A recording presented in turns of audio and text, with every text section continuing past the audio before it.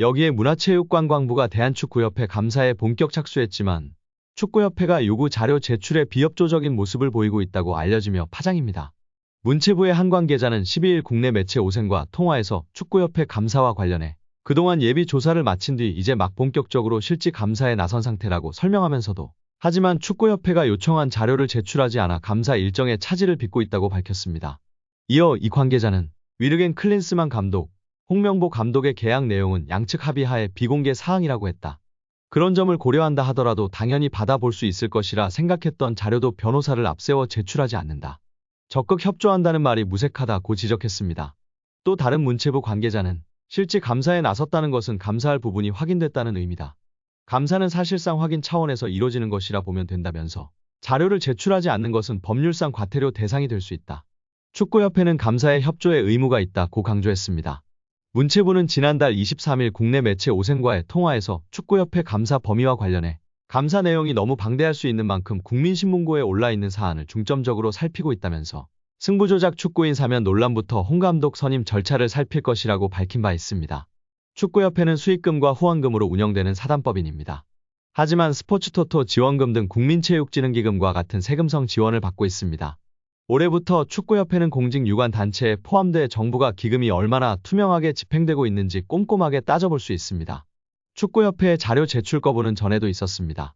지난 2월 클린스만 감독 경질 후 국회 일부 의원들이 클린스만 전 감독 및 코치 선임 관련 계약서, 클린스만 전 감독 출장 내역, 클린스만 전 감독 국내 거주 시 지원 내역 등의 자료를 요청했으나 거절했습니다. 이날 유인촌 문체부 장관은 정례 브리핑에서 축구협회 관련 감사에 대해 곧 결과를 발표할 것이라고 밝혀 관심을 모았습니다. 하지만 문체부는 이번 축구협회 감사에 대해 시간이 걸리더라도 불거진 의혹을 하나도 남기지 않겠다는 각오로 임하는 모습입니다. 문체부 관계자는 당초 감사 계획은 8월까지 축구협회 감사를 마치는 것이었다. 하지만 일정이 미뤄지고 있고 미흡할 경우 8월을 넘어 9월까지 감사에 나설 예정이라고 설명했습니다. 홍 감독 선임으로 불거진 축구협회의 특혜와 불공정 논란은 국민적 관심도와 사회적 파장을 고려해 10월 예정된 국정감사에 회부될 가능성이 점차 높아지고 있습니다. 축구계는 물론 정치권, 특히 국회 문화체육관광위원회가 문체부의 감사를 예의주시하고 있다는 의미로 받아들여지고 있습니다. 여기에 문화체육관광부가 본격 대한축구협회 감사에 돌입한 가운데 홍명보 축구대표팀 감독 선임 과정에서 명백한 하자가 나올 경우 초유의 극단적인 조치가 나올 가능성도 있는 것으로 보입니다. 지난 12일부터 본 감사에 돌입한 문체부 관계자는 국내 매체 오센과의 통화에서 홍 감독 선임 과정에서 불거진 논란과 함께 그 절차가 제대로 진행됐는지 중점적으로 살펴볼 것이라고 밝히면서도 명백한 하자가 있을 경우에는 극단적인 조치가 나올 수도 있다고 밝혔습니다. 이 관계자는 극단적인 조치에 대해 대표팀 감독 선임을 원천적으로 무효화하는 것을 말한다고 설명했습니다. 한마디로 협회가 홍 감독을 대표팀 사령탑으로 선임하는 과정에서 절차 규정을 위반했다고 결론 내릴 경우 초유의 대표팀 감독 선임 취소 사태가 벌어질 수 있다는 말입니다.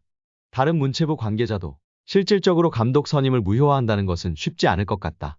감독 선임을 다시 돌릴 수는 없지 않겠나면서도 기초조사 과정에서 문제가 발견돼 감사의 필요성이 나왔다. 그렇지 않았다면 감사에 나서지 않았을 것이라고 가능성을 열어뒀습니다. 중요한 것은 그만큼 문체부가 축구협회 관련 사안을 중요하게 생각하고 있다는 것입니다. 정치권까지 눈여겨보고 있는 만큼 이번 감사를 통해 국민들이 납득할 수 있는 결과물을 내놓겠다는 의지가 강한 상태입니다. 더구나 문체부는 최근 2024 파리올림픽 금메달리스트 안세영의 대한배드민턴협회 저격 발언을 계기로 체육 정책을 새롭게 다듬는 것은 물론 개혁할 수 있는 적기라며 각 종목협회를 대상으로 체질 개선에 나서겠다는 의지를 보여주고 있습니다.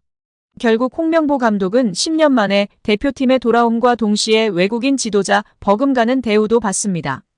이임생 이사는 연봉 등 세부 계약 조건에 대해서는 밝힐 수 없지만 이제 한국 지도자들도 외국인 감독 못지않게 대우를 받아야 한다는 생각이라면서 외국인 지도자에 뒤지지 않는 계약을 체결했다고 전했습니다. 홍명보 감독은 지난해 울산과 프로스포츠 최고 연봉인 10억 원의 3년 재계약을 맺은 것으로 알려졌는데 대표팀을 맡으면서 더 많은 연봉을 수령할 것으로 보입니다. 직전 클린스만 감독의 연봉은 약 30억 원, 벤투 감독은 약 19억 5천만 원의 연봉을 받았기 때문에 최소 20억 원이고 최대는 30억 원 수준으로 예상받고 있습니다. 따라서 홍명보의 연봉은 최소 20억에서 최대 30억 원 수준이라는 것인데요. 월드컵 이후 아시안컵까지 계약을 장기간 맺었습니다. 다만 월드컵 종료 후 중간평가를 갖기로 되어 있으나 경질 한들 남은 계약 기간 보존 금액하면 최소 30억 원이겠고 홍명보뿐 아니라 외국인 코치 2명도 생각하면 60억 원 이상이 나가겠네요. 정말 최악인 것 같습니다. 경질 없이 가도 홍명보 30억 원의 외국인 코치들까지 하면 연 60억 원 이상씩 나가는데 대체 왜 캐나다를 이끌고 코파 4강까지 간 제시마치를 안 잡았고 바로 프리미어리그 승격을 코앞에서 놓친 바그너 그리스로 유로를 아쉽게 못 나간 포엣을 버리고 홍명보인지 당최 이해가 가질 않습니다. 정말 최악입니다. 축협. 반드시 책임을 져야 할 것입니다. 지금 당장 말입니다. 정몽규 취임 후 보조금은 11년간 3배 늘었습니다. 정부 보조금은 연간 최소 110억 원 수준이며 스포츠 토토 등 복표 수익 연간 200억 원이 지원되고 있습니다. 주요국 정부 보조금 없거나 의존도 낮으며 피파 랭킹 20위권 국가들은 70% 이상이 협회장은 전문 경영인이 하고 있고 이외 축구인 등이 하고 있습니다. 우리나라처럼 재벌 총수가 회장인 곳은 단 한 곳도 없습니다. 대한축구협회에 연간 약 300억 원의 국가재정이 투입되면서 수익에서 정부 의존도가 약 30%에 달하는 것으로 나타나며 충격에 빠졌습니다. 사실상 정부 재원이 아니면 운영이 어려운 셈입니다.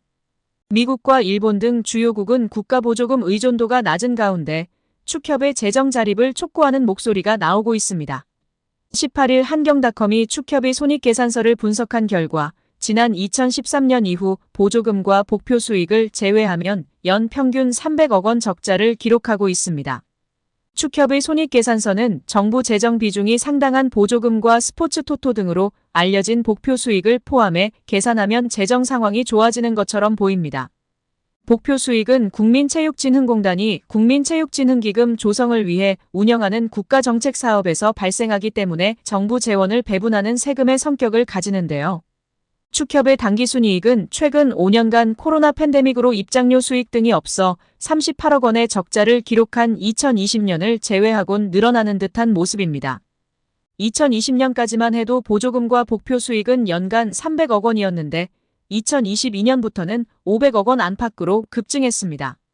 이렇게 지난 11년간 축협이 쓴 보조금은 총 1,809억 원, 복표 수익은 총 2,058억 원으로 총합 3,867억 원에 육박한다는 사실이 알려지자 축구팬들부터 국민들까지 분노가 들끓고 있습니다. 최고의 황금 세대를 가지고 제대로 일처리도 못하면서 정부 지원금이 무려 3,000억 원이 넘는 소식에 다들 뒷목을 잡고 쓰러지기 일보 직전입니다. 오늘 영상은 여기까지입니다. 끝까지 시청해주셔서 감사합니다. 늘 건강하시고 더 좋은 영상으로 찾아뵙겠습니다. 구독과 좋아요도 잊지 마시고 부탁드립니다. 감사합니다.